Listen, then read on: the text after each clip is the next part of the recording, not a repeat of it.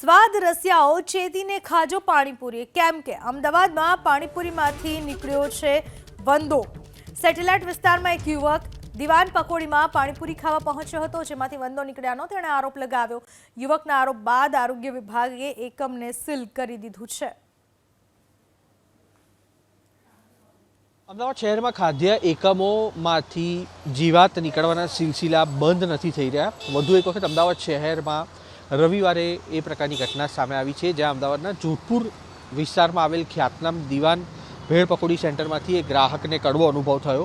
પાણીપુરી ખાવા માટે આવેલા હર્ષ શાહ નામના ગ્રાહકને પાણીપુરીના પાણીમાંથી વંદો નીકળ્યો હોવાના આક્ષેપ કરવામાં આવ્યા છે, અને આક્ષેપના વિડીયો સોશિયલ મીડિયા પર વાયરલ કરતા અમદાવાદ મહાનગરપાલિકાના આરોગ્ય વિભાગની ટીમો તરફથી રવિવારે રાત્રે અહીંયા આગળ ચેકિંગ કરવામાં આવ્યું હતું, અને દુકાન બંધ હોવાના કારણે અમદાવાદ મહાનગરપાલિકાના આરોગ્ય વિભાગ તરફથી તેને સીલ મારી અને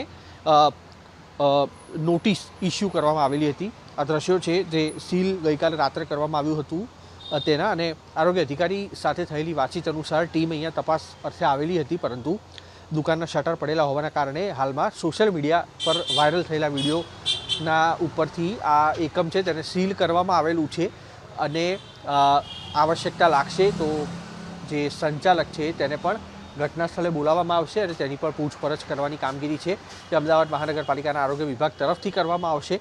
મહત્વનું છે કે લગભગ છેલ્લા 3 મહિનાથી અમદાવાદ શહેરમાં આવેલી 5 સ્ટાર હોટલો હોય કે ખાણીપીણીના એકમો, ત્યાં હાઇજીનનું ધ્યાન રાખવામાં આવતું નથી, જેનો વધુ એક કિસ્સો રવિવારે સામે આવ્યો, જ્યાં આગળ ખ્યાતનામ દીવાન પકોડી હાઉસ છે ત્યાં આગળ પાણીપુરીના પાણીમાં વંદો નીકળતા અમદાવાદ મહાનગરપાલિકા તરફથી કાર્યવાહી કરાઈ છે।